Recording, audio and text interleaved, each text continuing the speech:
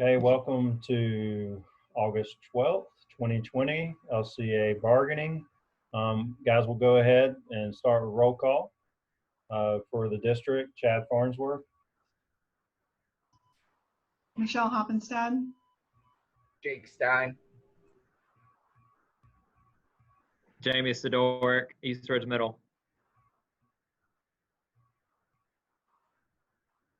Melissa Newman, Tavares High.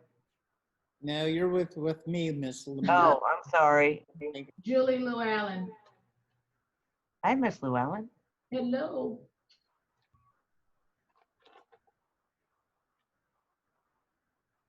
All right, we're on roll call. Dorinda, you here?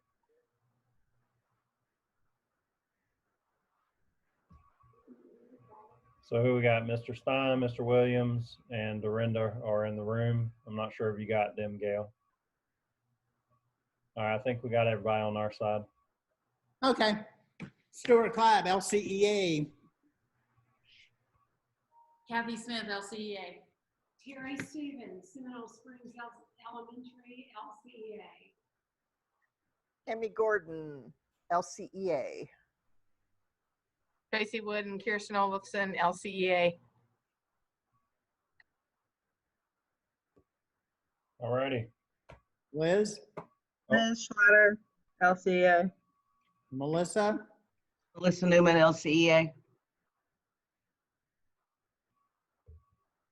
All right. And Linda Shepard just popped in, Gail. And I see Guido Zamora. Yeah, he's just putting an ear on it. Hi, Guido. All right. All right. You know, just wanted to give you guys just a brief update before we got going on. We had executive session on Monday where we were talking about upcoming issues and kind of giving some intro on, you know, the teacher salary allocation and things of that nature, and in prep and just, you know, discussing all things in that direction. The board has requested that we come back together again this coming Monday for another executive session prior to the board workshop. We're having a budget workshop on Monday. So I just wanted to let you guys know that, you know, as we're looking into the future, hopefully we can get through, land our MOU, hopefully today, and get all the details hammered out in it. Then next time we come together, hopefully we'll be talking about some stuff that's equally interesting, but you know, a little different than the COVID issues we've been consumed with. Okay. Let me speak to that for a moment. I've requested a listing of all teachers and their salary through Freedom of Information Act through Sherry. And she says that they don't have it, that it may be a while for them to compile that list, which I don't understand. And then I've also asked for what is the actual dollar amount that was allocated from the legislature, and I haven't gotten that dollar amount yet either. So there are some bargaining information that I'm going to need to have relatively quickly. I'll tell you first of all, the request for the employees, you know, as we're onboarding all of our new employees and loading them back into the system with assignments, that's what takes a little bit at the beginning, but I can get you what we've got in so far, and that's going to give you a very good idea of what the numbers are basically by position and salary. And I saw the request that you made, so we've been finishing pulling those things together, so I'll get you that this week. All right, thank you. The other, I mean, the allocation, it's available right there online and from the state. I mean, you've got all that, but I'll send you details on that too. I've got a few documents with some. I want them the amount from you and not have to go look up. So I'd appreciate it. No problem. You know, I'll give you the broken out summary so far that separates proportionate share and things like that. So I'll send you a summary document on that I've been working on. Okay. So hopefully we'll see we'll meet back with the board, and then I'm not sure what date will work, because I know it gets a little wonky as we're opening up schools for kids, but we won't slow it down. We've got to, there's that October deadline to get those. They won't release any of the funds until we have a plan in and it's approved. So, No, it doesn't have to be approved. All we have to do is tell them what our plan is. well, we've got to submit a plan to the state, Right, is what I'm but it saying doesn't by have to be October. approved. So, the main piece though is that we have to. We have to report to them in October. I understand the 20% though has to be. We've got to have a plan. That 20% will be the part that's subject to bargaining. Right. So that'll be what we need to spend the most Well, work on. actually the 80% too, but it's all bargainable. So Okay. All right. So today, I mean, I think our primary focus is to get the MOU done for restart of school. We've done a lot of work on it, and in the past several sessions, and I've incorporated a lot of the work that we've done. So if it's okay with you, we can dive into the MOU, and then if we have, miscellaneous concerns that are related, we can discuss those as we move through, and new concerns that you feel like we need to look at and yeah, find I've got an a appropriate couple home. big ones on that. So Okay. So if it's okay with you, I'll go ahead and share my screen and we'll take a look at, review the changes that I put in on some of this. Let's see, where's that?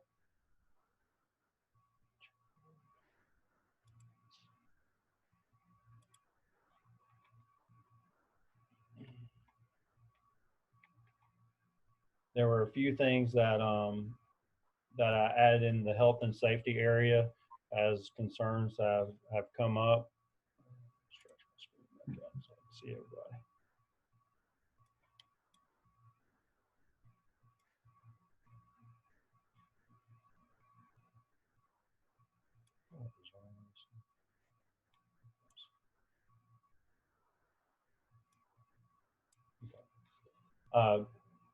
You'll see new in here was any visitors from outside of the school, including district staff, will be temperature screened and adhere to board approved health and safety. I didn't mean to put guidelines, I meant to put protocols.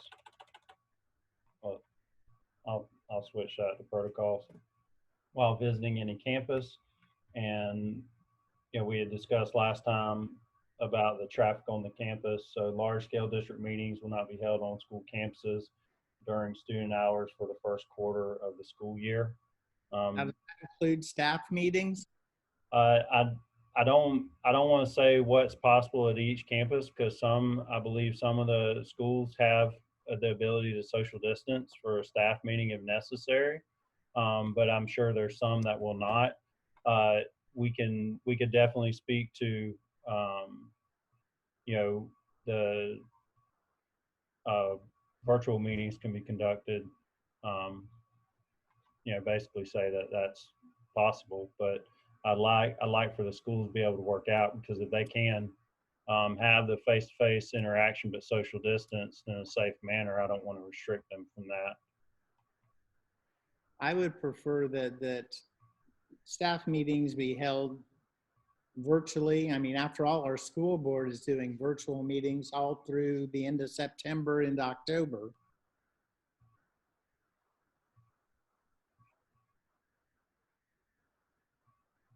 I don't have much say over that, but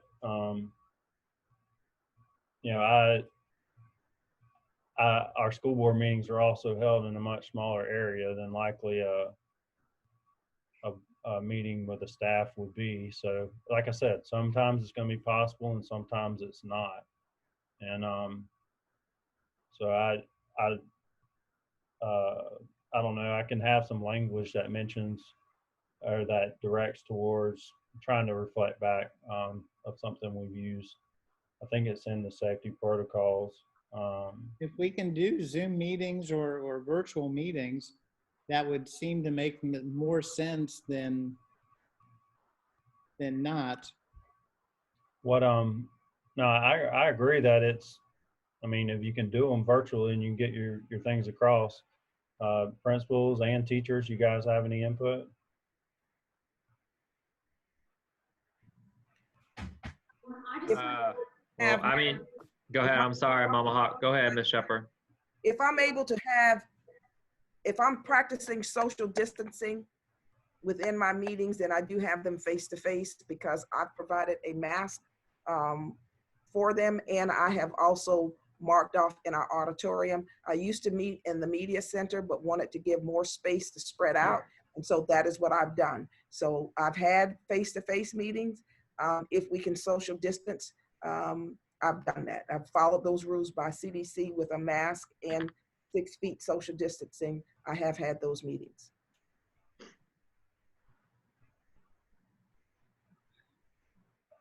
Stuart? My administration seems to accommodate both. We meet in the auditorium, and for those teachers who have underlying health conditions or general concerns, she's allowed them to have a virtual platform as well.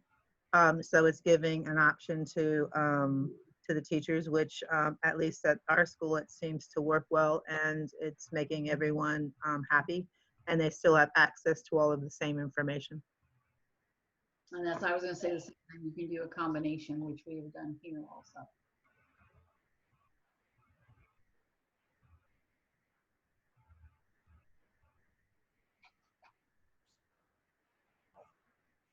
Any other thoughts on that? Well, we don't know what this school year is going to bring yet, so I think being on the side of conservatism initially and then loosening up might be a smart move. So is that something, principals, you guys feel like you could accommodate the option for someone to attend in person or virtually? Yes, that's something that we've been practicing here too. So yes, we can. I can accommodate that. I can speak to that here. And a lot of times, you know, when I'm doing staff meetings too, depending upon, we've been doing Zoom meetings.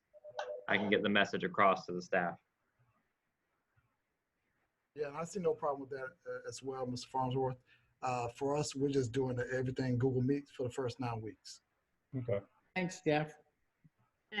Mr. Farnsworth, anything we've had so far has been through Zoom, and even a back to school breakfast is going to be served in a box, breakfast in a box, and then dispensed to their place, and then we'll have our Zoom meeting. So no, we're not coming together. We're doing everything virtually.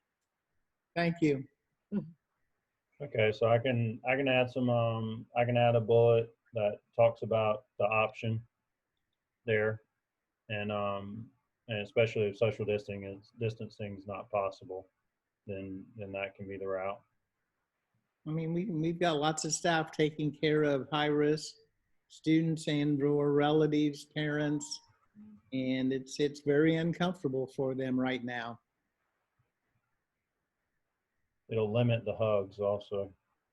Well, yeah. Okay.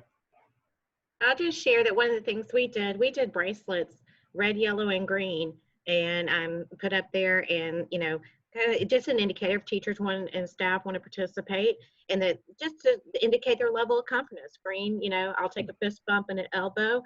Yellow, you know, hey, I'm good, we'll talk, but we're gonna only talk from 6. And then, you know, those that are very cautious wear the red, and just lets us know, hey, I'm under a lot, you know, I have some extenuating circumstances, and you know, we're not gonna be seeing each other, you know, real close. So, and it kind of helps, you know, to take away a little discomfort and let us everybody know kind of my level of confidence. That's kind of a cool idea. What color is your bracelet, Dorinda? Mine's green, you know.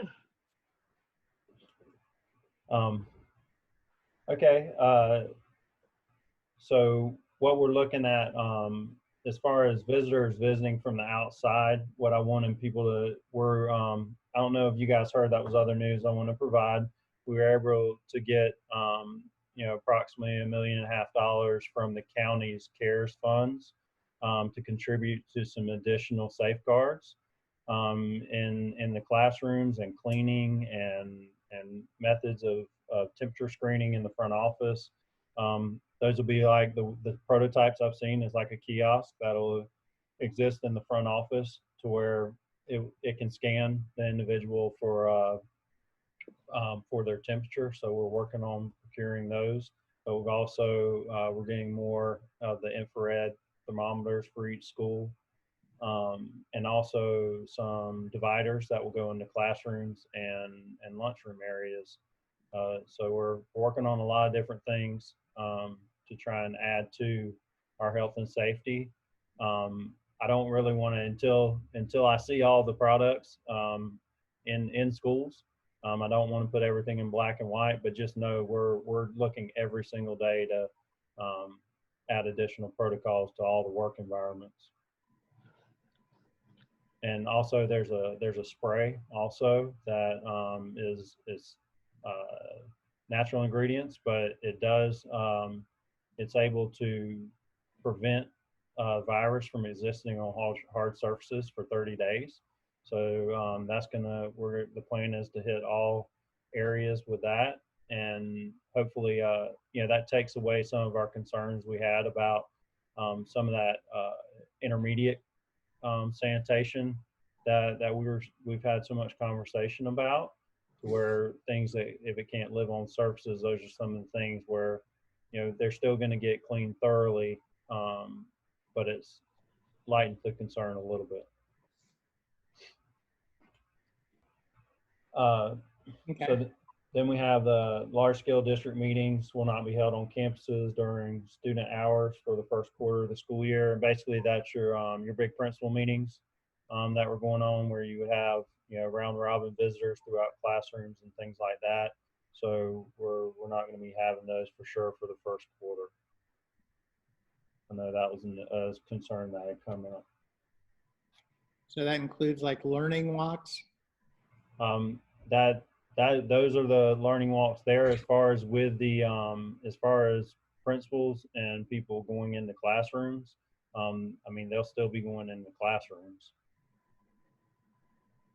Mm-hmm.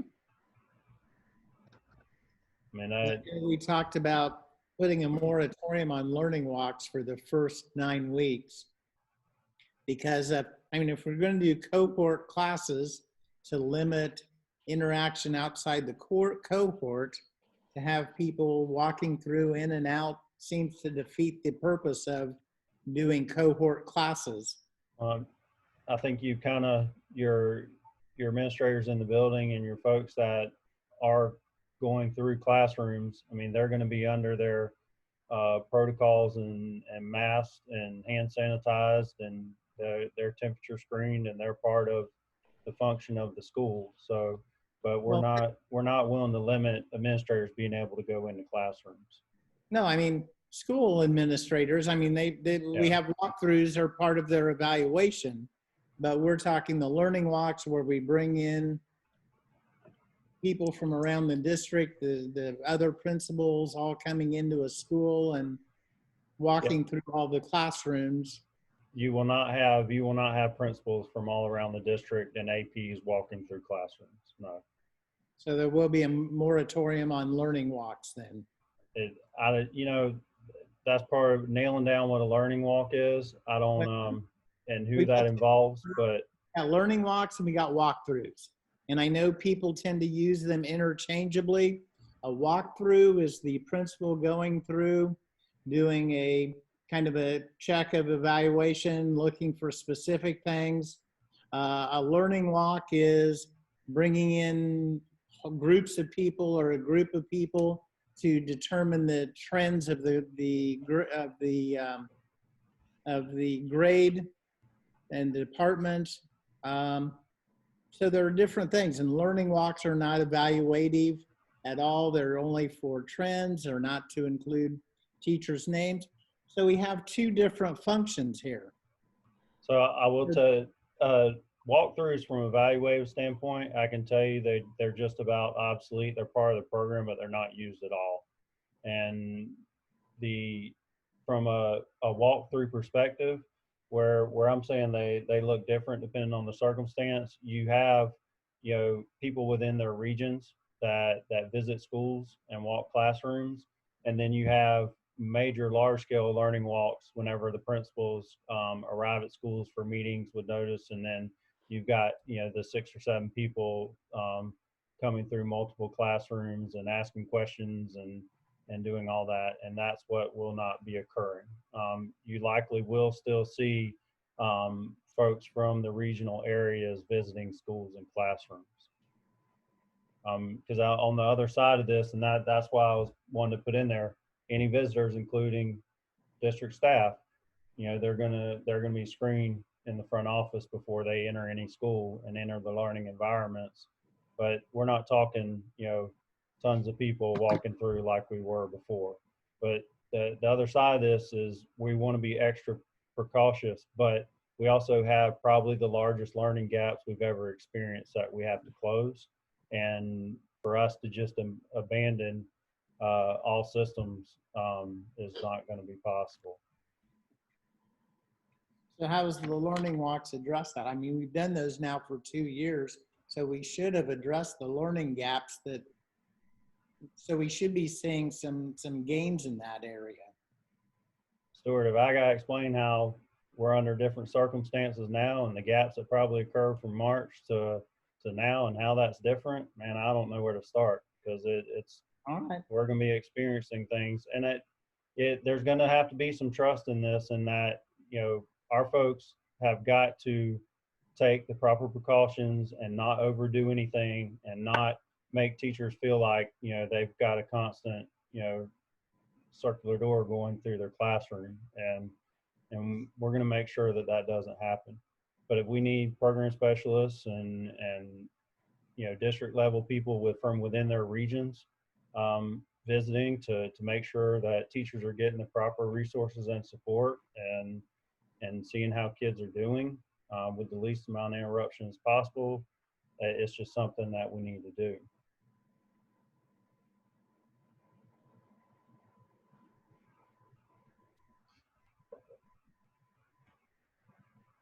Well, I would still like to see a moratorium for the first 9 weeks until we can figure out what's going on. I think we're definitely going to limit it, but we're not going to eliminate folks from being able to come into classrooms altogether. As a limit, then are you thinking limit as to how many times and or how many people? I don't know. What are your thoughts, Kathy, on that? I'm just asking, just because, I mean, saying that they can come into the room, but if they're there every week, then again, that's not something that's limiting anything. I mean, you're still having people then come in your room, you're still having, and they're going to many different schools in many different classrooms, and that's a lot of people walking through. Chad, I'll speak to the regional team as them coming through just from our high school last year.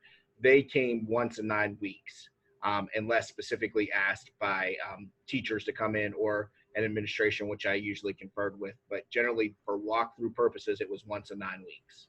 And that was usually one other person or 2 with the administrator. But again, that is something that we talked about last year in the fact that why are they doing them?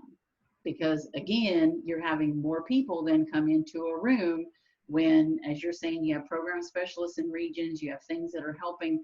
How are these regional people really helping a teacher? Program specialists should be helping teachers and helping them to guide them as to what they need to do.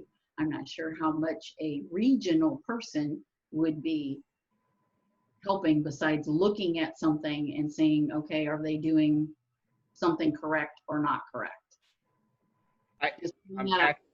Kathy, just my experience last year was that generally they would come in, the teachers would ask them to come back and do small group with them at that time. My English tutor last year really did ask for the regional person to come in a couple times because they were working through the curriculum. And so it was kind of more like that, and then come in and see me do it. So it was a lot of times teacher, not always, but a lot of times it was teacher request. Well, that's a walkthrough is the teacher requesting the administrator come in to observe something or to see something that they may have missed in their evaluation. Stuart, I can't be clear enough on this. Walkthroughs for evaluative purposes are happening at such a minuscule level. Keep dragging them back in that direction is a waste of conversation as far as helping people understand what's really going on. I'm telling you, it's obsolete within our program. And if it ever happens, it's mainly to come in and help a teacher with their evaluation. What he's talking about are learning walks for, to come in, see best practices, see what's going on, look at trends. There's good things and less successful things going on in every school that we have. And if we can help teachers by sharing those things with them and working with the principals and streamlining those things, that's the whole process and big picture is all of us working together as a team to try and close these gaps that students are going to have. But are they actually teachers and as Mr. Stein said, actually truly volunteer for someone coming in, or are they kind of a voluntold that yes, I'm going to, I need to come into your room and you're going to have, XYZ people into your room, which I know sometimes that does happen. Well, I'm sure they let them know that they're coming, but whenever it's I believe at the big principal meetings, when they have the larger scale learning walks, that's when they make sure that the teacher's on the same page for those things occurring. But as far as when program specialists and different folks come in from the district to walk through classrooms and look and see what's going on, I probably doubt that that's something that every single teacher is invited that.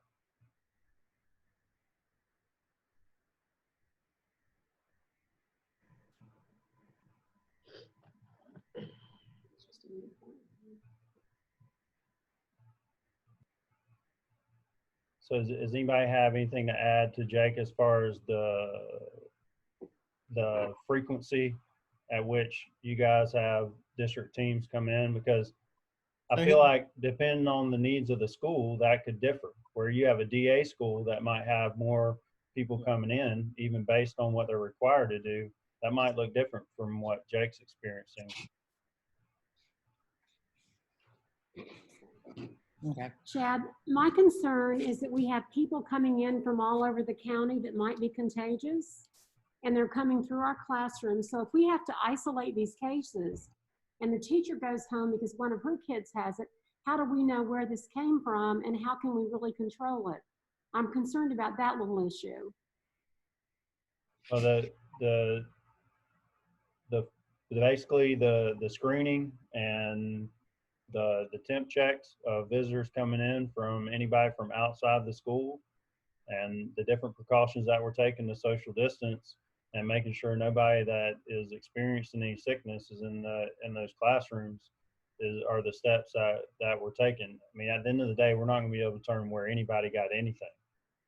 But we're not, like I said, we're going to limit the traffic coming into these places. I can't tell you what happens at every single school, but I can tell you we're not going to have herds of folks running through the schools.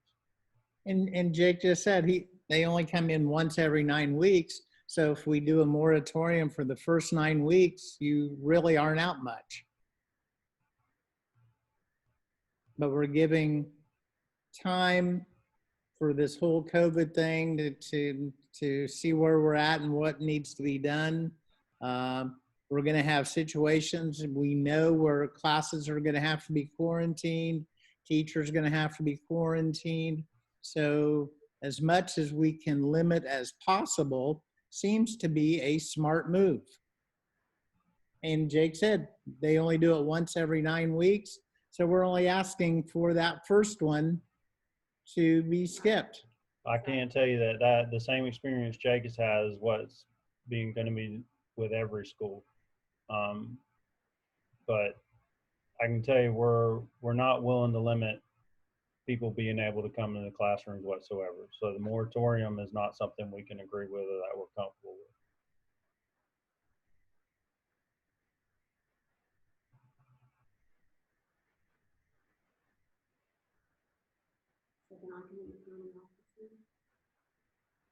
So that means we can all come into the school board meeting? You're welcome That's to come to the school board meeting. I think I've seen you there. I have.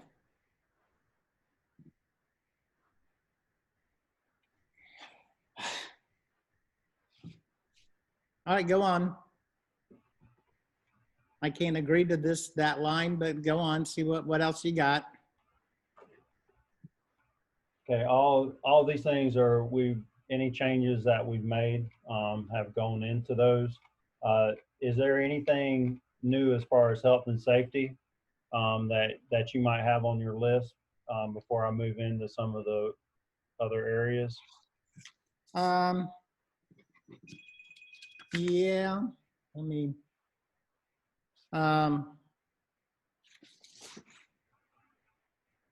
okay. I would like the union to get a weekly report of the number of positive cases. I don't need names, but numbers of people and students.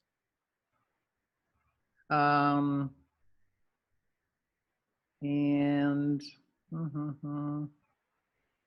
somewhere we should already have that the bargaining unit will not be required to clean. Yeah, that's in there. And we want to limit non-essential personnel to classrooms. And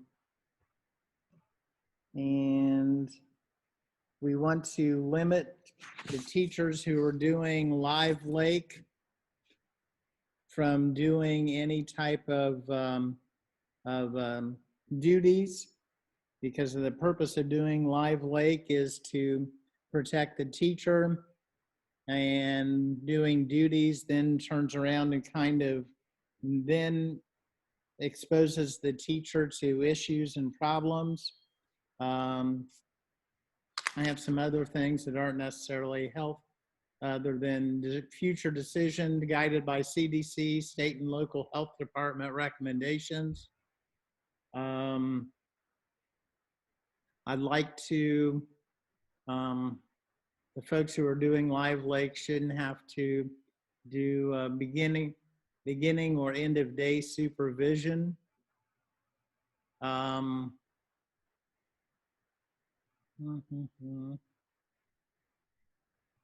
So on health and safety, unless somebody else has something, those are my major concerns. I've got some other concerns that aren't health and safety related, but. So with Lake Live, the purpose and how these folks were placed in Lake Live was not necessarily based on their health and safety high risk conditions.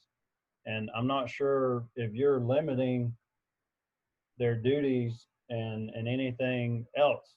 I could see that causing some major issues with other teachers on campus, feeling that, the whole notion of what we've created around duties in the past has been about fair and equitable and rotation and using everyone. So I think that's something that needs to be thoroughly thought through before you're all of a sudden excluding a whole bunch of people from duties. But I know we've talked about early on is criteria for virtual school. What are we going to do for some of our teachers who have high risk situations with families? And it was kind of like we paid no attention to any of that. So that's not true. We've discussed it pretty thoroughly. And just to remind everybody, we've talked about people with high risk. How do you balance one person's high risk versus another person's high risk without discriminating against groups of employees? And that's why we suggested some sort of rubric be developed. Well, I never saw a rubric, and when we never discussed. So are you going to design a rubric that weighs out people's health conditions? That's why we do collaborative bargaining. I didn't think so.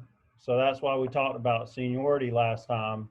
And while we felt like, that was a pretty good net to catch a lot of the folks that, might have some of those concerns, but we were not using a discriminating determining factor.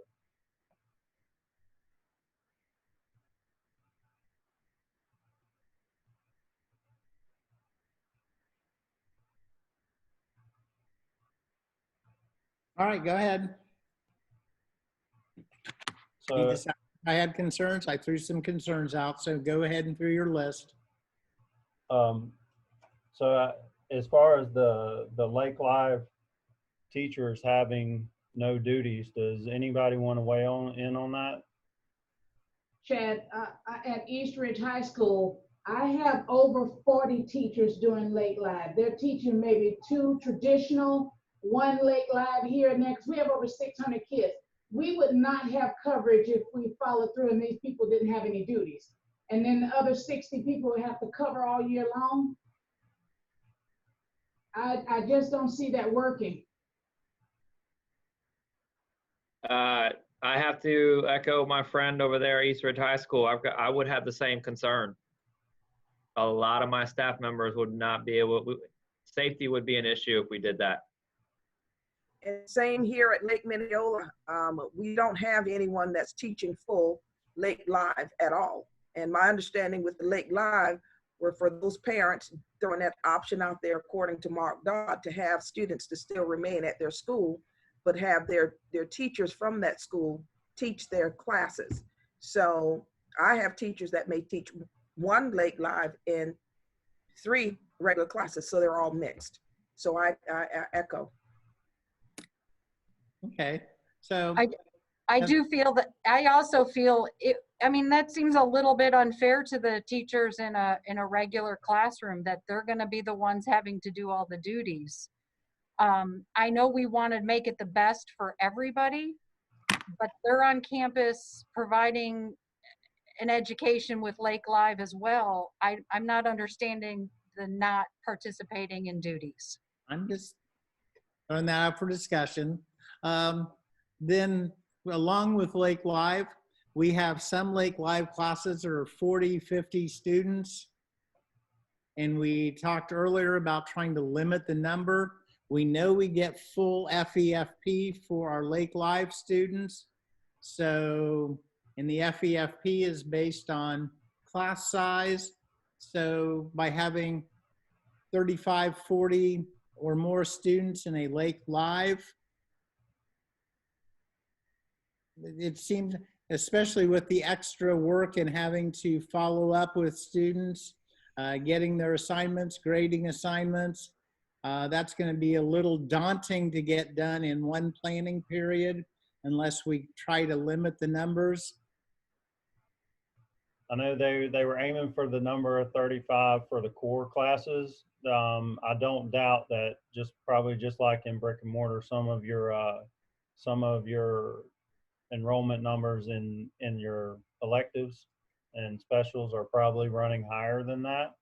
But all of that is basically driven over available allocations and, you know, the number of people that were shifted to virtual to support half the students going that direction, one way or another, virtually and not brick and mortar.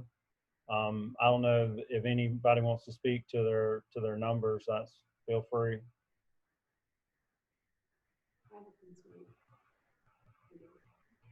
I mean, part of this is we're going to have to be hugely flexible because we don't even know.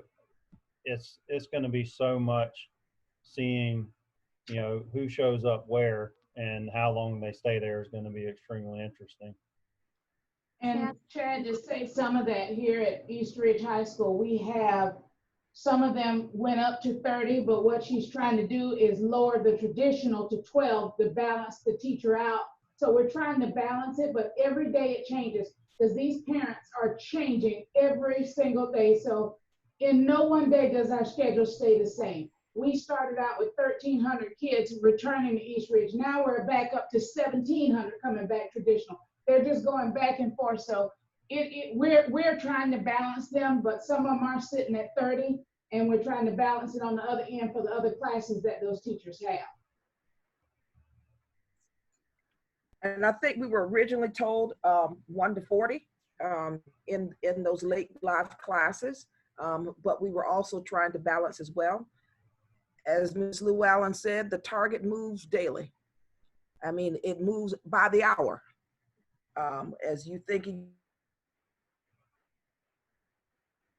Am I on there? Yes.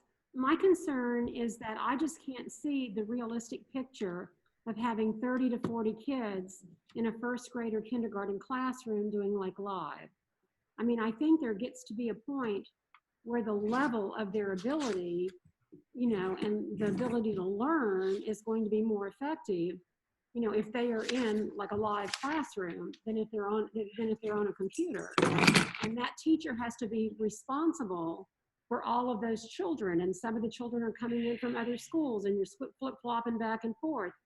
So for high school, I can see it, Ms. Shepherd, but I cannot see it for elementary, for little ones.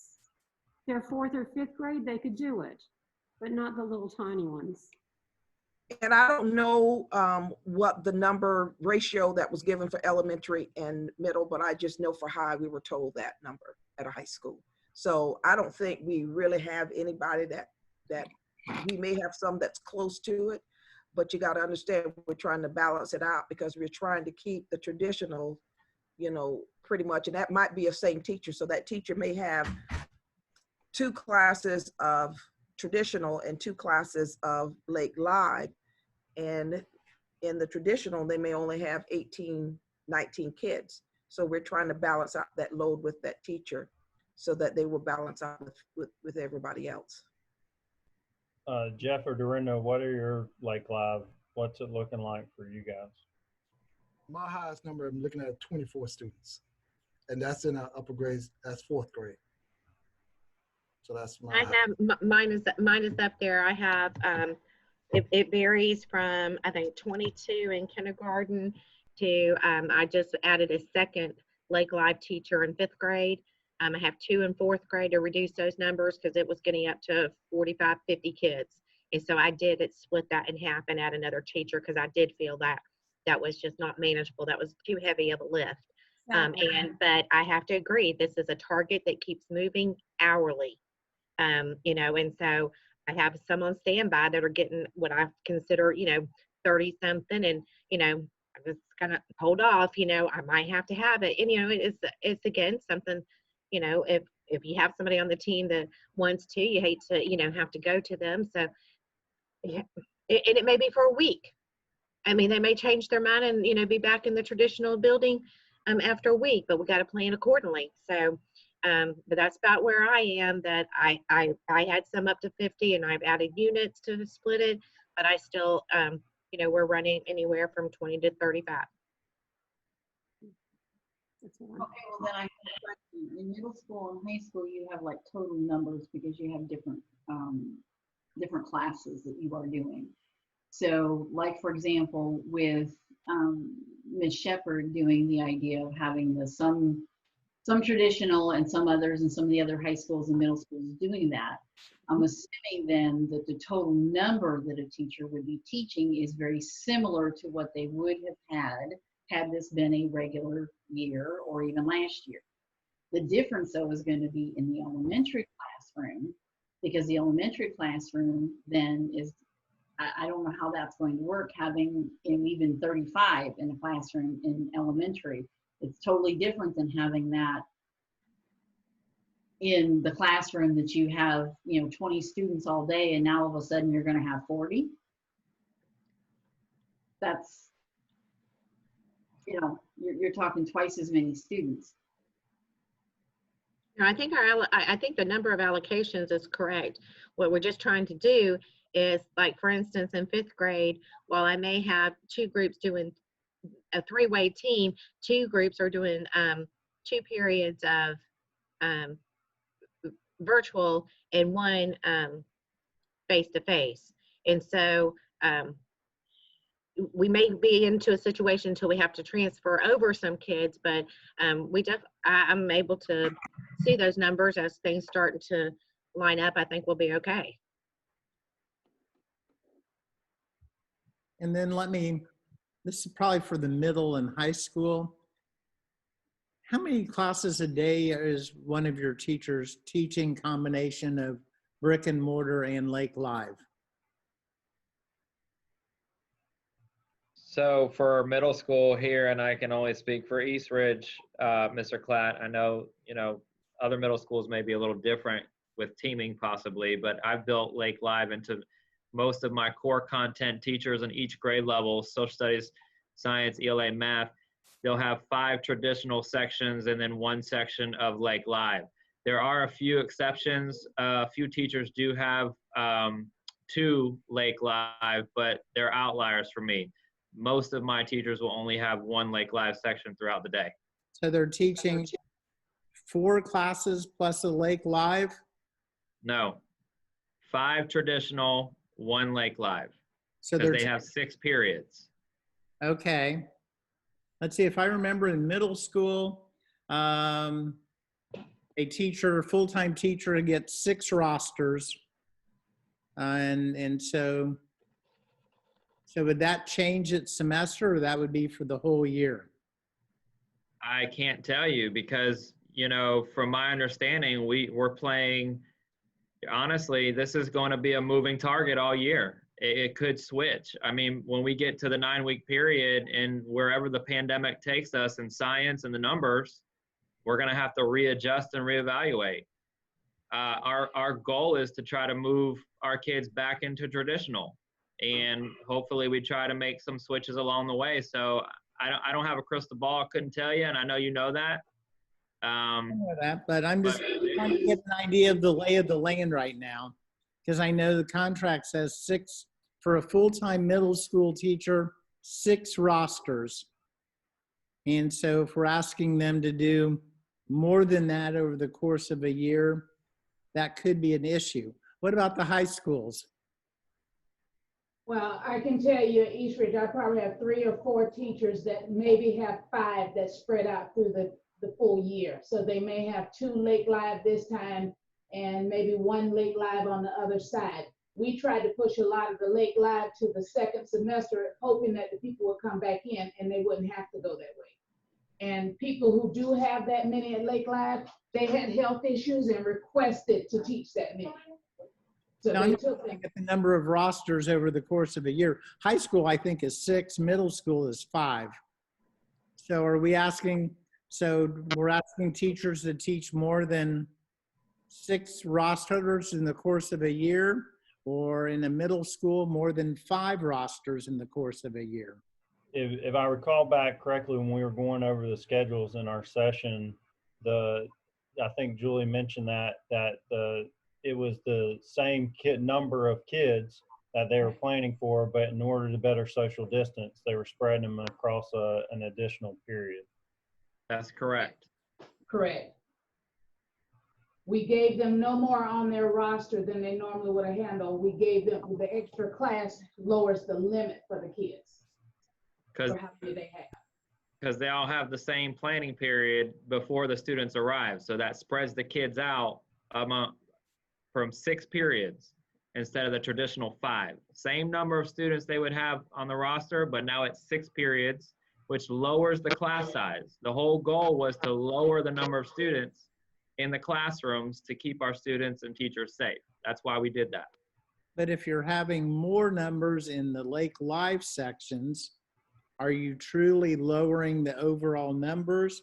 And the contract does say no more than 5 or no more than 6 rosters for a full-time teacher. So that's a variation of the contract.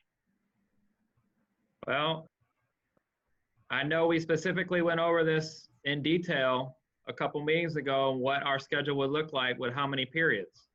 So Chad, I mean, I don't know what else to say about that. Well, but we were also, at that same time, it was stated that the Lake Live ones were going to be the same. So if you had 20 kids in the class, it would be 20 kids in the class. And I now don't remember that being said. That's being changed now, I don't recall that being said. What I recall being said was the number of total students that teachers would have on all the rosters combined would not go up. But that was, okay, that was your plan, but that wasn't something we agreed to, but that was your plan as you presented it. Correct. Correct, thank you.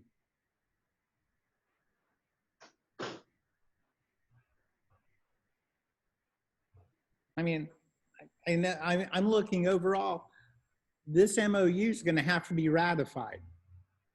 So our teachers are going to have to ratify this MOU. So if we start varying too much from the regular contract, it's going to be a tough one to get ratified, which time is of the essence. So I'm just saying. Well, that's something that cannot be changed at this point.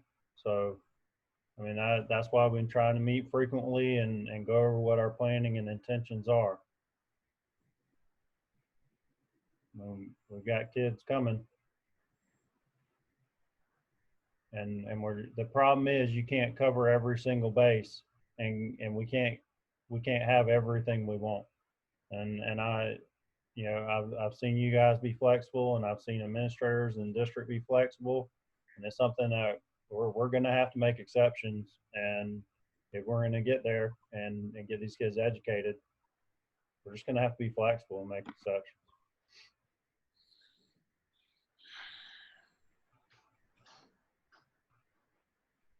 And Stuart, we are breaking those down. Nobody wants their teachers here with 30 kids in the classroom. We're trying, because that's not good for the morale of the teachers here on campus either, to have those large loads. So we're breaking them, but it's taking time to do it. As we were talking about, it moves every day. Every day we're shuffling and saying, okay, we need to open another late live to bring the numbers down. So we got to move something from traditional to do it. So we're doing those things. And that's why we keep telling people that our schedules are not ready, because we can't set them yet.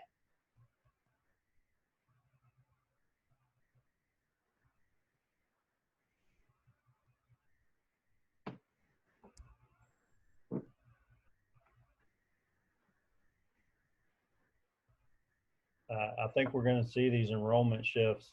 I wish that we would kick off at the first day of school, and we could evaluate how well our system's going to work. But I'm not very confident that based upon what families experience with us, I think it's going to. And the problem is, I don't think the shifts will be in one direction. I think they'll be in both directions, depending on the experience that they have. So the moving target is real, that's for sure.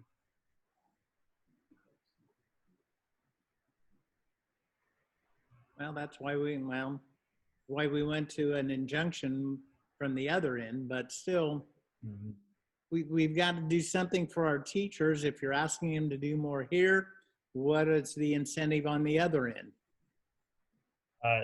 Stuart, I can't offer you a laundry list of incentives for teachers to come in and work as a team with us to get perform this essential function.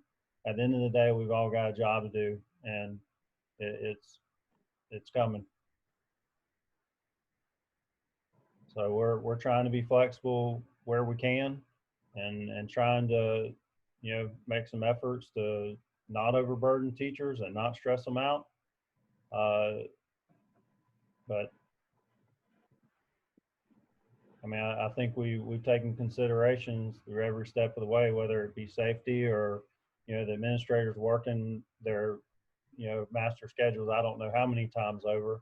I don't think it's starting over at this point. It's just doing it constantly, 24 hours a day, to make sure that, they're watching those numbers to make sure the teachers are not overburdened to the best of the ability.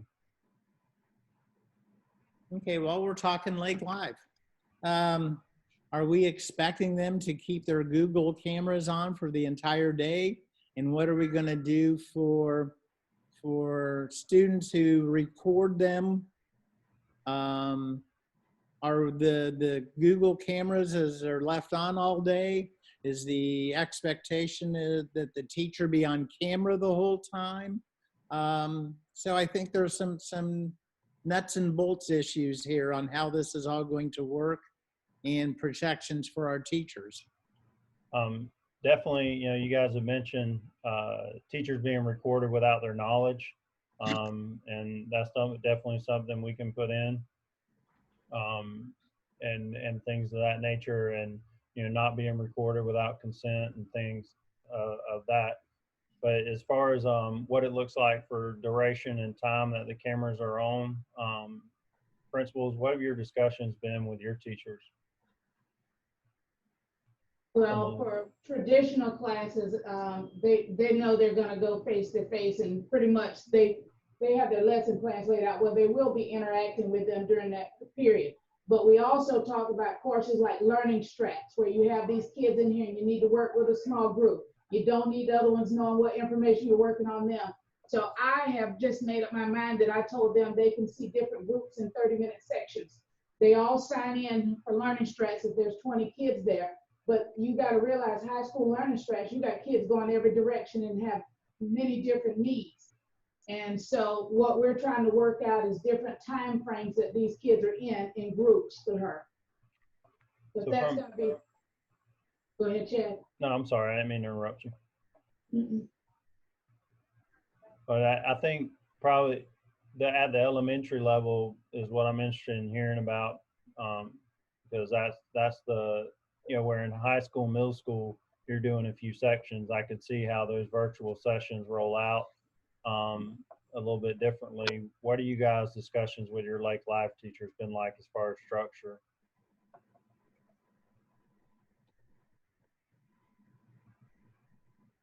Come back, Farnsworth. What is your guys, as far as your Lake Live teachers and structure and how they're going to present and work with kids? Can you guys describe some of those conversations for us? Well, what we've shared with our folks is that they will follow our general schedule. They will report as they would normally report here to work. And they would start at the beginning of the day, 8:30. And they would take their planning time as they would normally take their planning time. Their lunch when they would normally take their lunch time. And, you know, recess time, they would take that. That'll be up to the parents as far as providing that recess opportunity. So it's just going to be a normal structured day. So they're going to be on all day? That was our understanding as far as how that should look. Well, I mean, I think it's just the same as, I mean, I can't see it veering too far from the structure of what's happening in a classroom where you have Right. some minutes of presentation, you know, you do, we do, I do, all that good stuff. Brenda, can you speak a little bit to where maybe how you visualize it? So what we're actually meeting at 1:30, but I can say that the Google trainings that we've had this week have really just kind of opened eyes to so many great possibilities to incorporate that instructional technology piece into not only classrooms, because they're going to be one-to-one for the first time for elementary, so not for every single classroom, as well as our Lake Live. So what we're imagining is a mini lesson on the standard, setting the purpose, doing the a mini lesson with that modeling. Then through the Google trainings today, we've learned some great ways on how to even do collaboration amongst in the lesson with the kids. And then there will be some independent assignment. Also during a block, you also have iReady that the students can go on, and IDR, independent daily reading. So I think there are some, just as you would be standing in front of the classroom, it's just thinking about it a little bit differently. But no, I don't think it's appropriate for them to be having to sit there all day. But the teacher, I think, should be available to provide some small group, answer some questions, and have that. But again, it would be collaborative planning, lunch, and all of those things the teacher would have. I hope that answers the question, and I'm hoping to learn some more about Lake Live. Yeah, that seems a good question. And now, if the cameras are left on all day, what happens to that recording? It's not recorded unless. It's recorded? I don't believe so. I don't think so. It's not recorded unless you hit the record button. Yeah, the teacher has to hit the record button. You don't have to record it. Okay, so it doesn't go to a central server somewhere, or a principal or co-worker have access to that video? Oh, I don't know anything about that. No, I really didn't think that there was going to be any type of video. You know, going to teach her class, his class for that period. I've through heard Google. Yeah, okay. I don't have any cameras. No, I know, but the cameras, but I mean, if the Google is on all the time, that includes its own camera. So Whoever the host of the meeting is gets that option if they want to record it or not. So if they don't hit the record button, that host would be the teacher. It would not be recorded. okay. Yeah, I could see where if I'm a teacher and I know I'm doing a 15-minute direct instruction presentation on fractions, I might want to record that just as a tool and put it in my bag, but that wouldn't be something the district would hold or keep. It be just like any other document that a teacher saved on their own on their workspace. Okay, I'm just wanting to. Yeah, that would be the teacher's discretion if that's a possibility, because I think it would be a great idea if they had that for any student that may be absent or missed that. It sure would make life a lot easier for the teacher, but that would be their own discretion. But I could see somebody coming along requiring that they do that, so we have it for best practices in the future. I'm just playing. And then we know we got students who will be smart enough, or families who will record them themselves. And that could be an issue.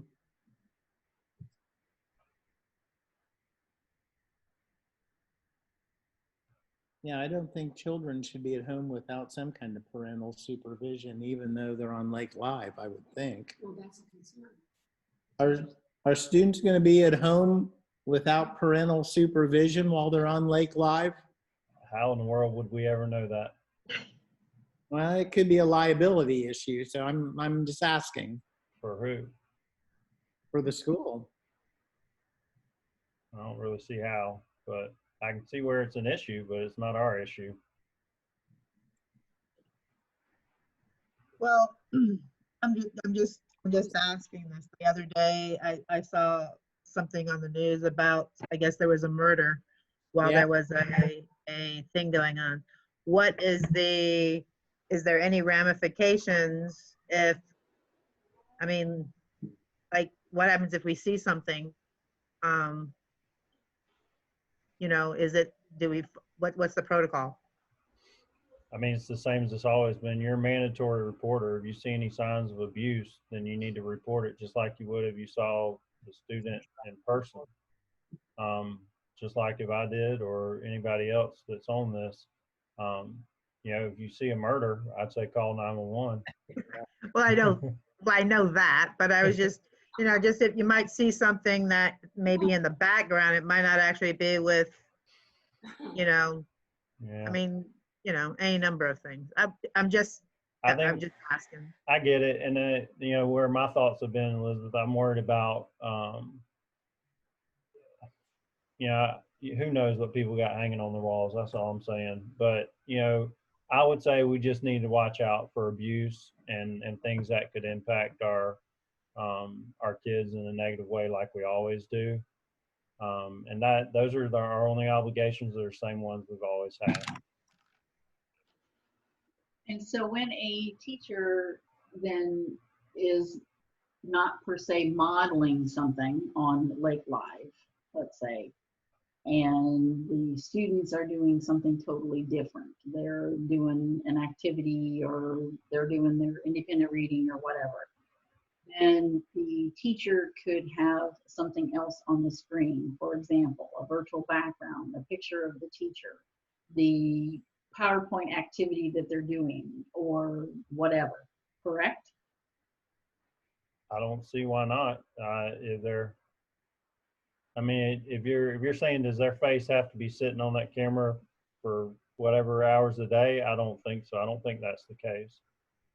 I think the goal is to get the job done and do it in the best way we can, and it's just sitting there. Because just like I envision, teachers, I know when that independent reading is going on, I know they're not kicked up, playing on their phones in their classroom. They're preparing for the next segment.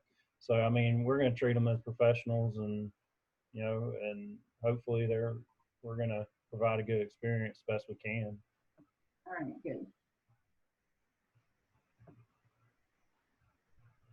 I mean, the bottom line is I'm trying to look at as many scenarios as possible to protect our teachers. So Now, there wouldn't be any liability if, because like when you're up, you don't see everything. Like right now, I don't see everybody. I only see a few. If something was recorded, and something had happened, but I didn't see that screen, is there any implications for a teacher? I mean, I wouldn't think so. I mean, I don't know. I mean, it's just like, as weird as it sounds to say it, it's just like you're not going to see everything in person in your classroom. That's true. So we're going to, I mean, we'll have to look at different situations, you know. Okay, thank you. At least there'll be less horseplay. You won't have to monitor that, right? not necessarily.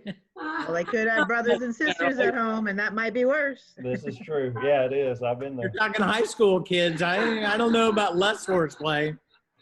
And the language might be worse if mama gets tired. I have no doubt we're going to be seeing all kinds of new adventures and things we've never seen before. And Stuart, I'm with you. I want to make sure we got safeguards and we're looking out for teachers. And yeah, so that's why it's a big deal for, you know, Dave to be listening on these things, and employee relations and HR to know, you know, kind of what our teachers are up against and hear you guys' perspectives, just so we can support you guys. So if we're not going to limit the number of rosters, can we at least limit the number of preps? For the period? You know, I don't know, every high school, middle school schedule probably looks different. I don't know what they're up against with preps right now, and if that's become a huge issue or not. I'm gonna have to let them speak to the preps.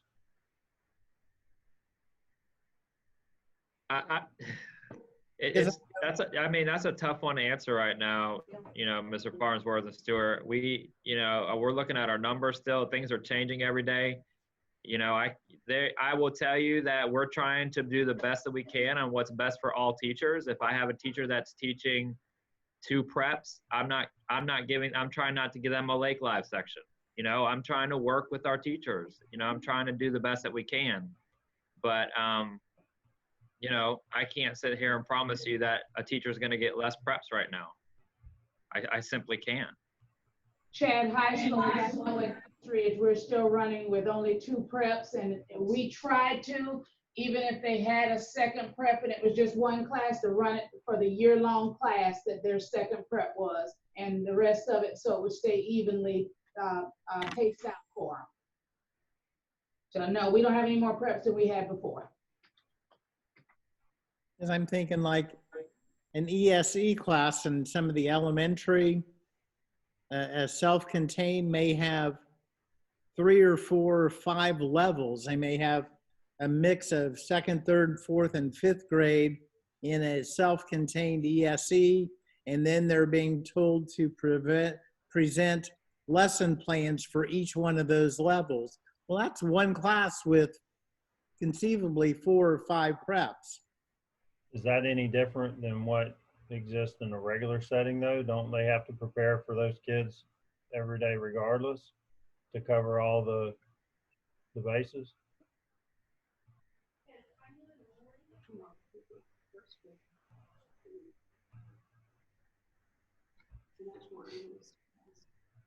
So it sounds like, you know, the secondary levels, they're doing what they can to limit the preps.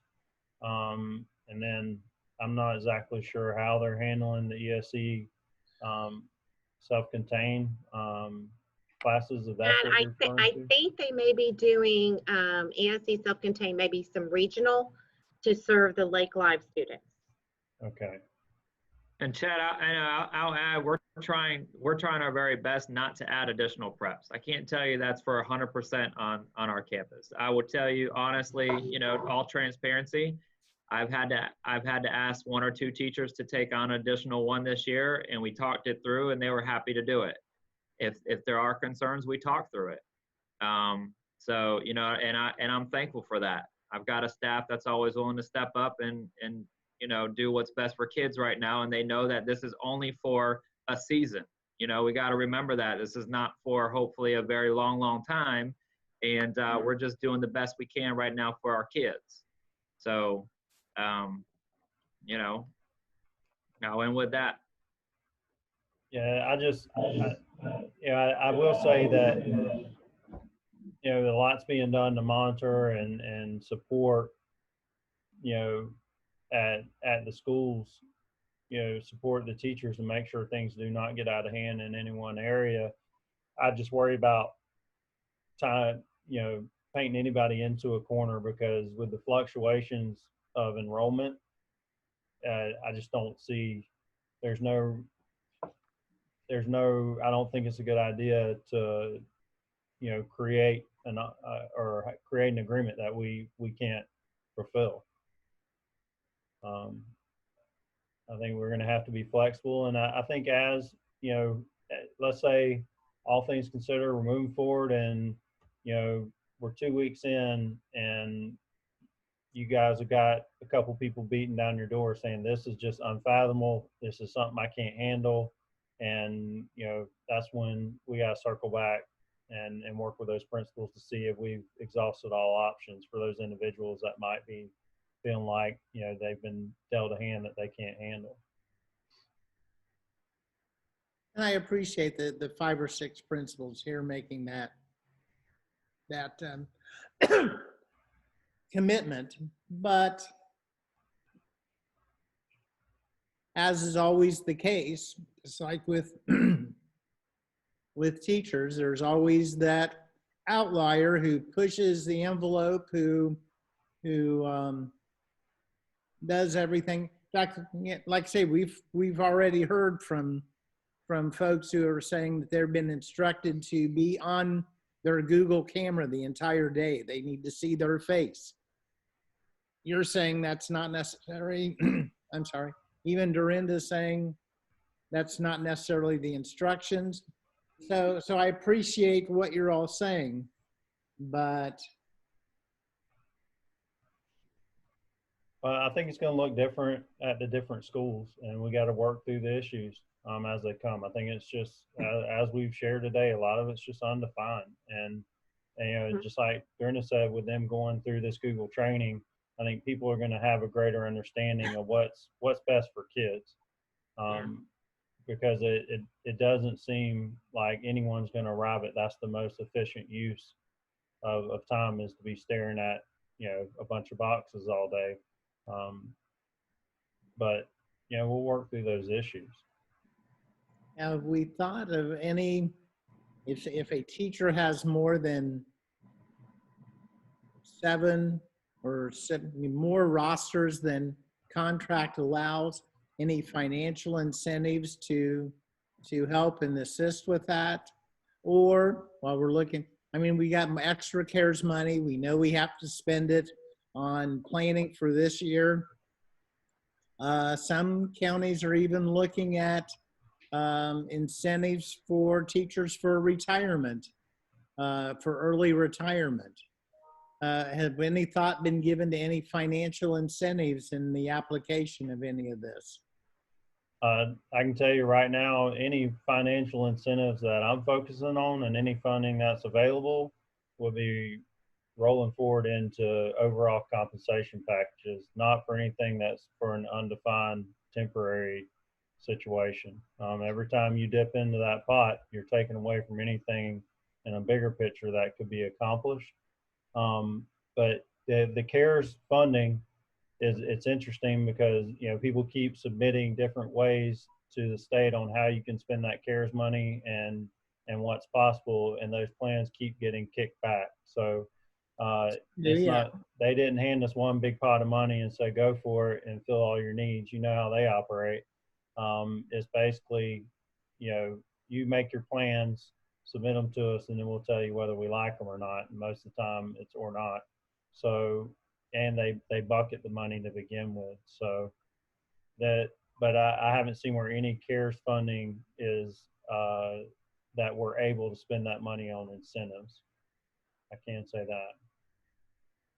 But I know it can spend it on extra staff or, I mean, part of that whole package was the additional staff that might be necessary. Mm-hmm. Well, and I think that's where, where we're going to see how enrollment moves. And if we have to have additional allocations in different areas, that would probably be more towards the virtual area than in the brick and mortar. But I think we just got to see if our enrollment holds steady or grows or flexes back and forth in one direction or the other. Part of the CARES money, we've managed to work with the county on some of their share. That's what we're using for additional cleaning services and things to support some current employees there. Because great idea. Yeah, I think that's a really good way of doing it. So there's one thing, and I know the thought from a lot of the state CFOs was we're going to bank some of that money for future purposes, but I don't think we can do that. It has to be spent within this year. So hence we had to go back and redo our budgets. Yeah, I think there's a lot of the state CFOs have had their stuff kicked back to them because they're trying to free up those dollars and give us as much freedom as we can with them. And obviously the state operates contrary to that pretty frequently, and that's no different with this CARES funding. But they're closed. They're all working from home while they're out making schools open. Yeah, the DOE offices all are. Okay. And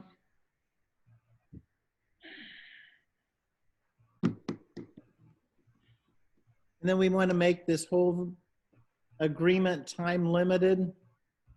So for only as long as the emergency declaration is in effect.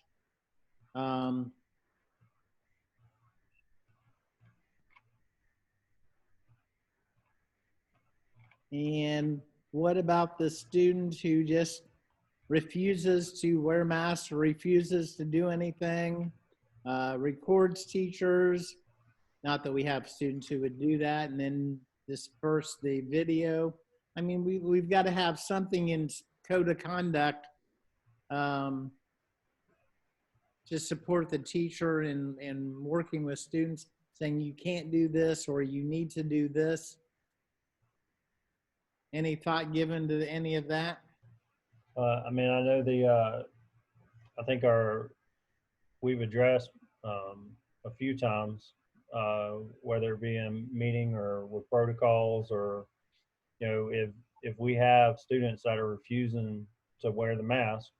I know we've discussed it in this venue that the first step to the student that doesn't wear a mask is to offer them a mask. If they don't want to wear a mask, then and they refuse to, then that's something the principal's going to take on and work with the families or the administration. And then if it doesn't go anywhere from there, the district's going to get involved, and perhaps brick and mortar is not the right venue for them, and they will have an option to either exercise one of our other virtual environments or find another option. So okay, we're not going to make it it's not going to be like necessarily a punishable offense type thing. It's going to be something that we're not flexing on, and either they're going to comply or they're not going to be able to attend school brick and mortar with us. Okay. What about food, breakfast, and lunches in classrooms? I know we've talked about it, but I still keep hearing schools who are saying, well, we're going to release the students to eat breakfast in their classroom. Well, this is, and that's if you look back to our board approved safety protocols, it says a couple things. That students are going to be released, or students will go directly to their classrooms upon arrival or eat breakfast in the cafeteria. And then it also says breakfast will be socially distanced. So in going back on those things, I will tell you, I've probably taken my fair share, and there might be folks that aren't real thrilled with me right now, but that's something I really worked hard to preserve for you guys and the teachers is, keeping the food out of the classrooms. First and foremost, that uninterrupted duty-free lunch is very important, and I know that's sacred to teachers. But also the breakfast in the classroom will not be a thing. It'll be in the cafeterias, and that's part of. I was banking on some of the partitions and things that we've been working on, and securing some of the additional money from the county would flush out and help support those initiatives in the breakfast areas, and I believe those are coming to fruition. So I will say, you guys, when as students arrive, there will be a trickle towards the classrooms. I don't think it's all going to be people coming in all at once. But in order to hit our schedules and our minutes and do everything we need to do and keep kids socially distanced the best we can in the mornings without them congregating in large areas, I could see where where whether it's car riders or bus riders or however they're getting to school that day, moving towards the classrooms when they arrive on campus if they're not eating breakfast. So will elementary teachers lose that morning prep time, getting things ready because students are coming to their class? Well, Dorinda, I don't know if you want to speak. Were you leaning to speak or? I don't think the plan is for anybody to lose prep time, but I don't think they're going to be, the clock's going to strike a certain minute and they're going to have a classroom full of kids they're responsible for. I think they'll have time as a few kids trickle in that they'll be able to do the things that are necessary in the mornings. That'll be about it. I was hoping that, it'll just be on, as far as how many of our car riders, when they're dropped off, come and have breakfast, as far as how many would actually be going straight to the room, and how many buses. Again, we're gonna go for all eating in the cafeteria as they come through. Maybe a lot of kids won't eat, and not holding any kids. And I was hoping to at least get 5 minutes after 8, that maybe they'll walk real slow to the classroom so I could give the teachers, a little bit of time.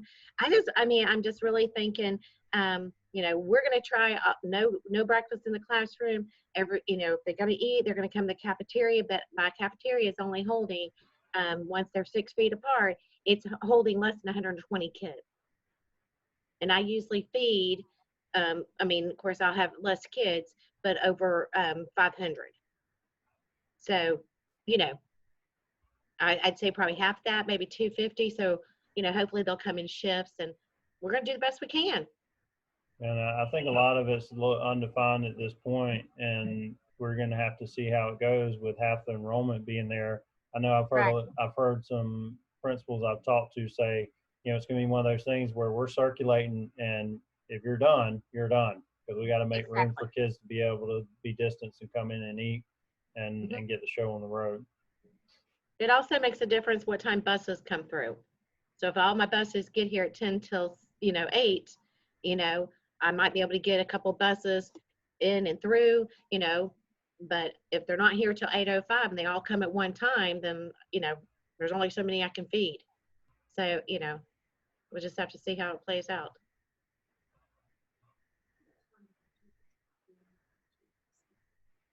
Dorinda, what time do your teachers have to be in the classroom to receive kids? Well, before, all the students were to the classroom, the bell rang 8:15.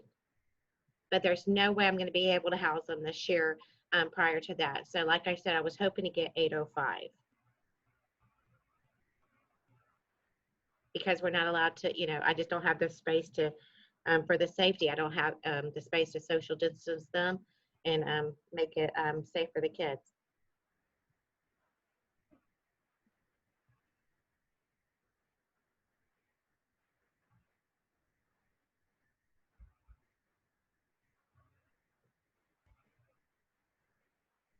Now, we haven't talked about, did you have a chance to look into the, 10/12/63 state law on line of duty illness?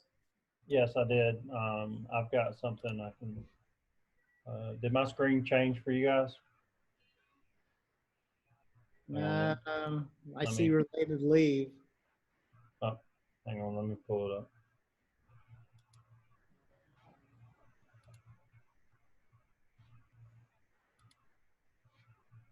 This is, you know, this coincides with the statute that you guys referred to. This is our board policy for illness or injury in the line of duty.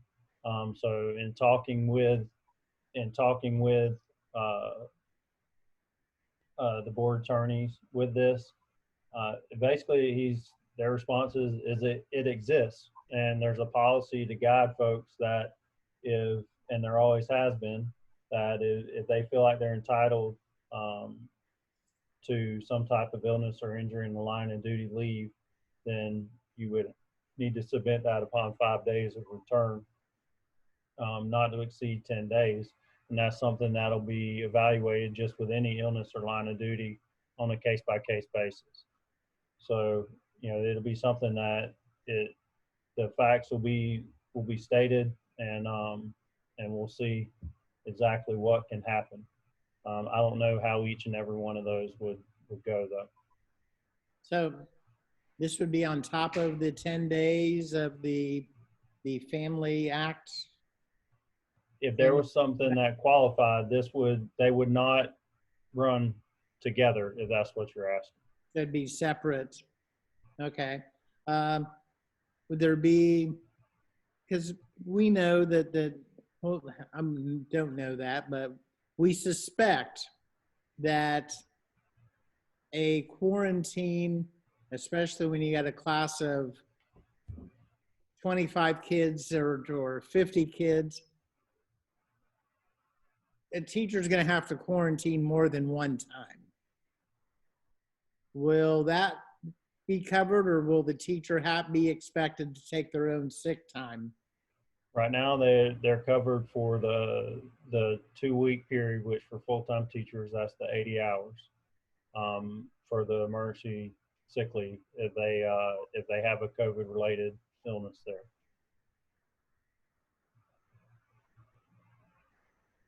So no, there is not funding or leave built in to cover multiple quarantines, and that's something I've repeated every session we've had. I know, and I keep asking. I know.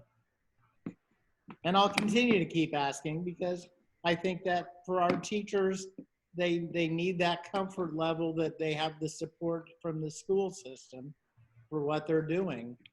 And they're not having to burn up their own sick leave for something that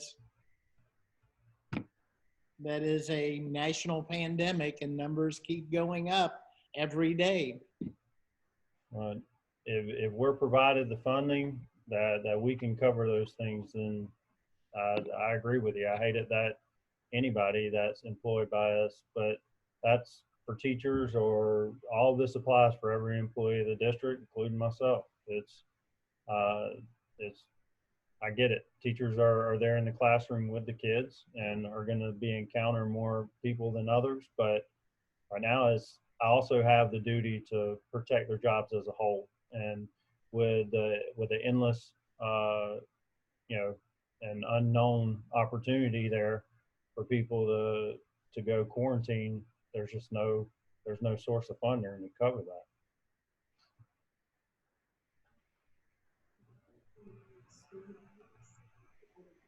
No, it's 80 hours, 80 work hours. So it's And not if they are actually then quarantined, but they themselves are not sick, let's say, they're just quarantined because they need to for a student or whatever. If they're not sick, they can keep working. Not necessarily like live, but they could take, let's say they were a traditional teacher, they're brick and mortar, they have their kids. They could then go and do the Lake Live with their students, or they could do a Google Classroom with their students so that they don't have to take those days until they have to, correct? That's part of it. Yes, if we then that's been the goal, to get to that 1-to-1 and to get everybody Google Classroom trained. So yes, Kathy, if they are able to complete and use their Google Classroom with the kids remotely, then yes, that we absolutely want that to be the option, and we'll do that.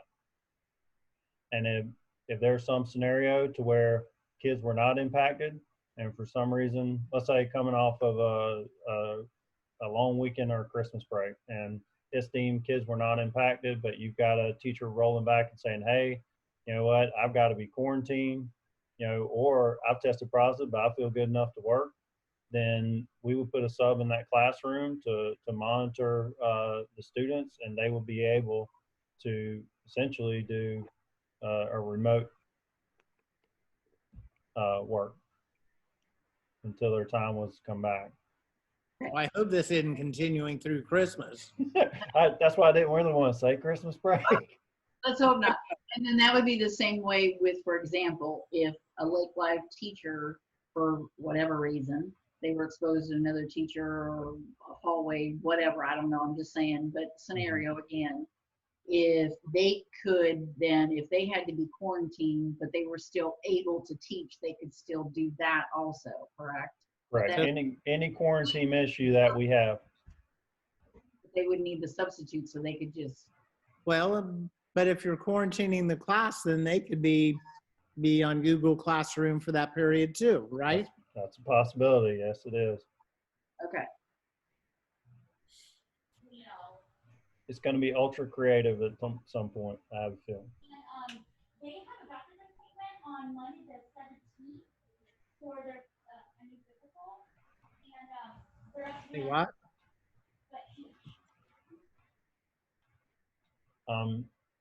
So that was the illness and line of injury in our new Neola policies. The first time I got to use one of those. And some of them still need to be negotiated too, just as a matter of point.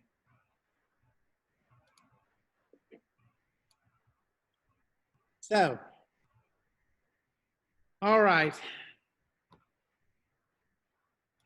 While we're on the leave topic, I did make an adjustment I wanted to share with you guys. And to me, this feels like it's in favor of our instructional folks. This will go for other employees also if we can get agreements. First, I changed the up to 2 week or 80 hours, and then the part-time kind of explains an employee's 2 week equivalent. So basically with teachers, you're full-time. We have very few part-time folks out there, but whatever your usual 2 week work hours will be is what you're compensated at, and that's language straight out of the bill. So that's not our decision. So, you know, I've talked a couple times before about, you know, people that are at risk due to increased risk for severe illness, being able to take the extended leave, and those who are legal guardian or residing at the same residence of someone. Looking at things and listening to folks that have overall concerns.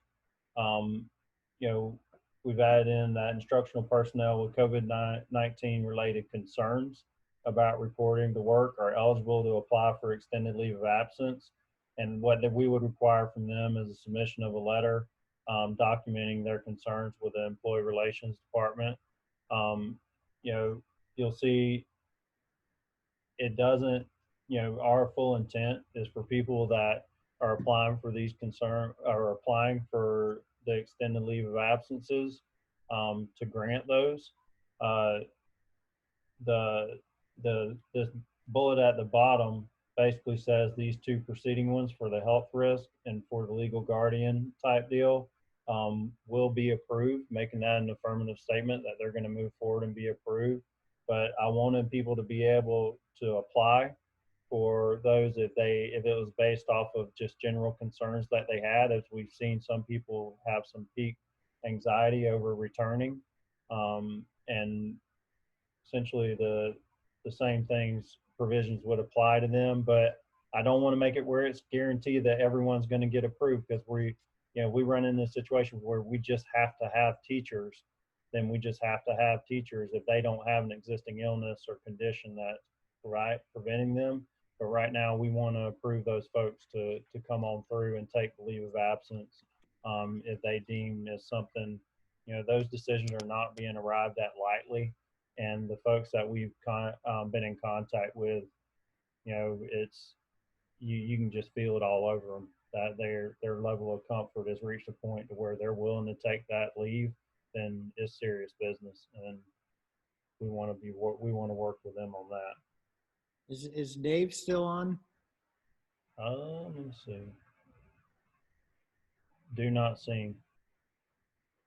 Because I wanted him to talk about there was something in the family corona or family COVID about 2/3 for caring for relatives, family, whatever, of 2/3 pay.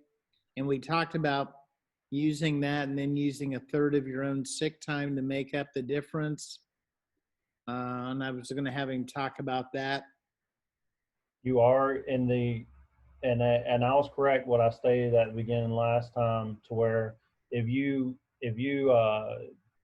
were qualified for that extended FMLA, which is the one that has the December 31st deadline along with the emergency sick leave, you can use at full pay the first 2 weeks the emergency sick leave, and then the remaining 10 weeks that you would be on for FMLA would be at 2/3 pay.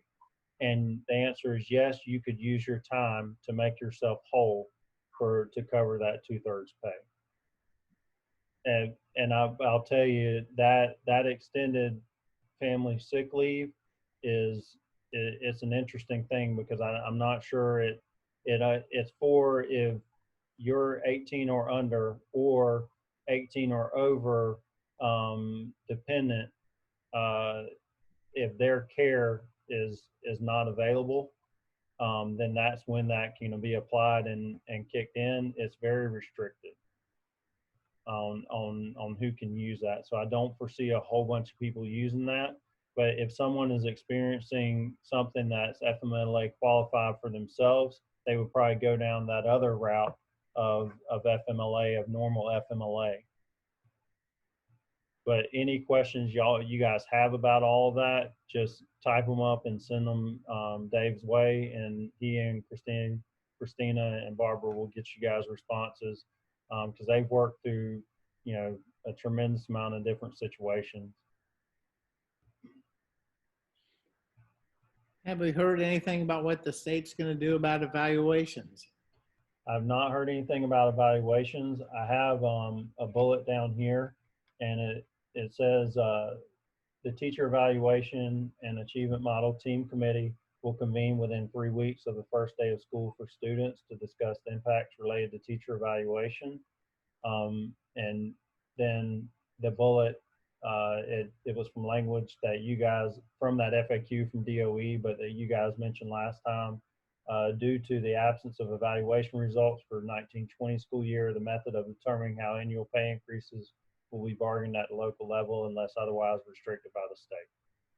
So I want to make sure that that's documented outside of that FAQ, that, you know, if you decided that and we work together, however we figure out an increase would go, that in the absence of a pay for performance model being available because of a lack of data, we could work that out. Okay. So I know that we've, you know, Lake Virtual has used the team format for teachers in the past, but I feel like it's something that we just need to get our group together and put all eyes on it to really comb through, and which Keto of course has been doing, but to really comb through and just make sure that, you know, prior to us targeting and getting off and running, that, you know, we make sure that all things are going to work copacetically. And I know VOTEC has a nice evaluation that we might be able to use for some of our CTE classes. And I think that's something where we could, you know, if there's not representation on our team committee, that Mr. Zamora could invite some folks, especially if you've got some recommendations, Stuart. Let us know, and when we convene here in the next 4 weeks, but 3 weeks within the kids coming back, you know, we can get together and really take a look at those issues. What I don't want is teachers overly concerned about, you know, their evaluation process this year. Nobody's going to be aiming to bang somebody up on their evaluation, especially with the unfamiliarity and how some people have gone out on a limb to really, you know, where they might not have been as comfortable with technology in the past, you know, they're willing to risk it and get out there and open their minds to taking that method. You know, I can't imagine, you know, doing that for the first time and worried about an evaluation. So we don't want that worry on our teachers. So how many teachers we still looking for right now? Depends on what you mean, I guess. I mean, right, school by school, they're evaluating the needs. It's not something to where we're just throwing everything out there that comes down the pipe. So I can't speak to each school right now. I mean, I feel like we're pretty well staffed, but the problem is knowing where we need to be staffed is the part, whether these virtual numbers are going to hold or whether we're going to have a flood back traditional and all of a sudden we wind up with some really wonky numbers to where we need a lot of teachers to remain in virtual, yet we still need more teachers in brick and mortar, and we're shifting folks back and then having to fill holes at virtual.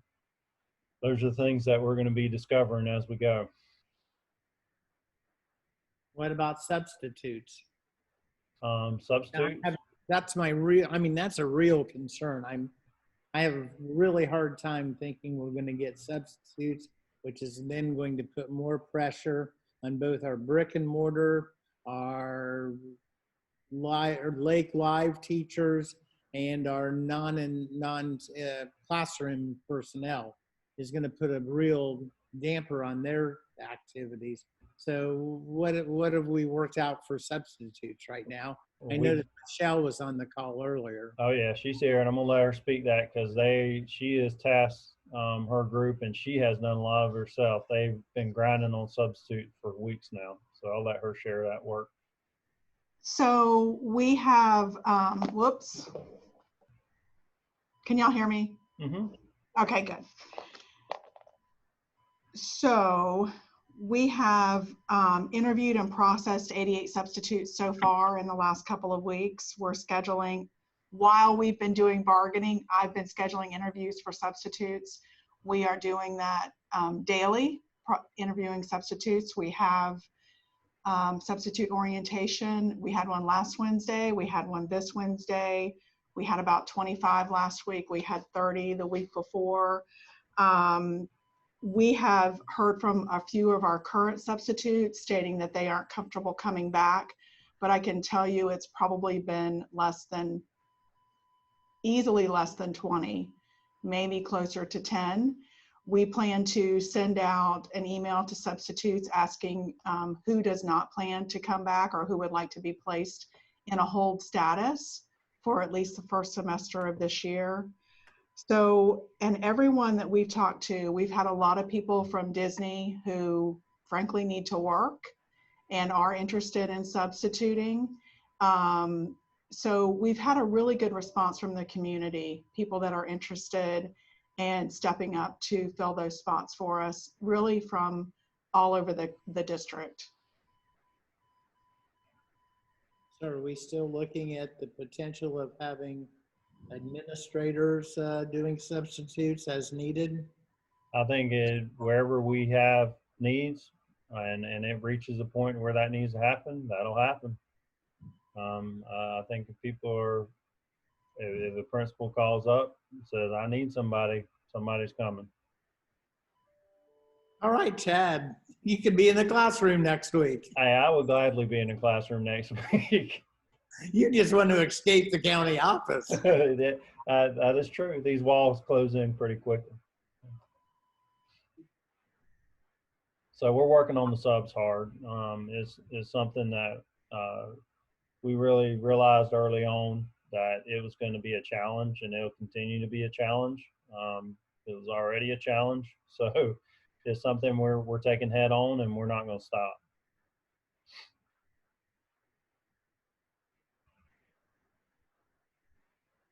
I mean, the normal circumstances even still exist beyond the extraordinary circumstances. So we've got to be prepared to handle both.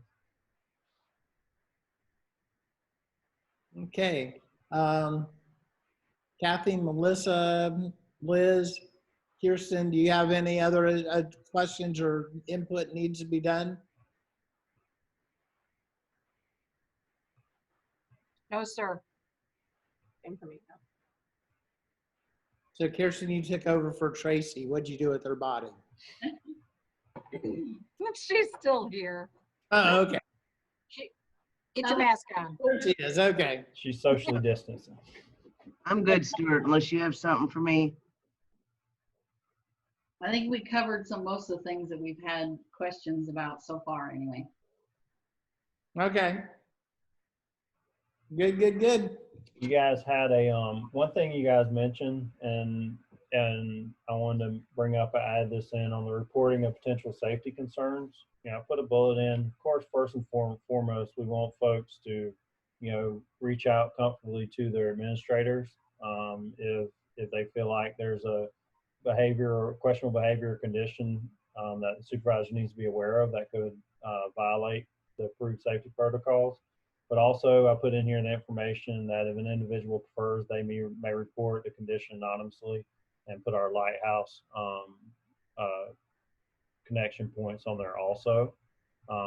So at least there's that was, you guys are requesting an anonymous method of concerns, and that's there. So we won't see Georgia hallway classroom pictures? I would hope not, and it doesn't seem like that won't be anonymous. That's for sure. CNN is not anonymous, so we'll no. You know, and there's going to be mishaps along the way. Down anyway, so there's going to be mishaps along the way, and what I'm more concerned with is those things that people are not correcting, because they're not going to be perfect. You know, coming in next week, everybody's trying to learn a new way of life, and with kids and excitement boiling over and anxiety simmering. So yeah, I would hope that not everybody, you know, we're all going to have grace for each other as we kick off. The first couple weeks, I really don't want to have any knee-jerk reactions to how things go, because just like, you know, we always do, we adapt after those first couple weeks and things settle in. You know, that period might be a little longer, but I don't know, kids are resilient. I think they're going to fall in line and do the things we ask them to do, and hopefully the adults will too. So I'm less worried about the kids. I don't know why. I'm worried about everybody right now. Well, I'm saying in terms of doing what we all need them to do, as far as respecting one another, I feel like the kids will probably do a pretty good job of that. We just got to get our adults to do the same at every level, right? Well, as you and I have talked about it before, I mean, for some folks, getting them to take this serious is going to be a hard pull. I mean, it's become a political hot potato, but the bottom line, if we go by the science, we go by CDC, we go by health department, we have to do what's best for our students, teachers, and families. I agree. So that's mainly what I had that was new. The classroom configuration stuff was stuff you guys recommended. I didn't change it. I just rolled it in. The training and professional development, there was something on the Google. Basically, when I talked to Dwayne, he said that so much has changed with the Google training that if they had not been through an updated version of it, they would stand to gain a tremendous amount from it. So what I wanted to make sure is that they could still bank new points for it. And he said, absolutely. Okay. So we're good there. The other thing was, you know, providing digital copy of the safety protocols. I talked about that before, but also I added that they'll be available on the website. And then we're going to provide access to some informational videos and resources regarding COVID-19. There's 3 very short videos. Altogether, it's probably less than 30 minutes that we want to make available to people and push those out to all employees and teachers. And my hope is to do that by Friday. And it's really just giving them that COVID 101, things to look for, things we can do, nothing too heavy, but the availability of resources out there that are just not too far in one direction or other are very limited. So I found a very middle of the road working with risk management. So just wanted you to know we're going to push those out and they'll be available also. I might have some from AFT that's pretty good for both classified staff as well as teachers. Good deal. So I can give you the links to those if you want.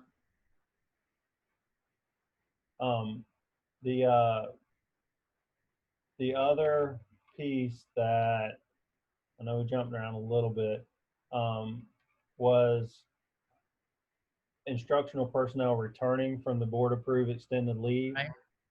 We talked about what to do with those instructional staff members that are displaced. And I felt like we needed to clarify that if an instructional staff member is displaced during the year, then that's when we would look for them to find a place for them to go into. But if folks are rolling through the end of the year, then that would not, because basically that would mean we've committed an automatic reappointment and we can't do that. But heck, I'm gonna need those folks, so I'll be scrambling to get them wherever I can. But so I just wanted to guarantee within and during the school year, if say you've got a teacher who took extended leave and said, you know what, things are looking a lot better, or I've overcome this condition and my doctor says I'm good to go and wants to come back, that displaced teacher, we would place them somewhere within their certification if there's an available spot. And even if we got to go out of field, we'd be able to consider them at least if they were going to be a good fit to be able to pull it off to teach kids and they're willing to take on the triggers that come with going out of field. Okay. And that's I'll about all I have. look at the wording on those, but they sound good but I want to look at the exact wording, so. Okay. And Thank you. I'll send you this immediately. Perfect. Thank you. So I'd like it if rather than caucus, and I felt like I'll have some issues to discuss on some points you made earlier, and let me go back and take that back and have some discussions. And if we can continue to exchange this MOU and try and get this thing knocked out within the next day or so, that will be great. Okay. So I know you need to review the specifics of the language. You want me to give you a call tomorrow morning and get some feedback? Let me just take a quick look. Tomorrow morning.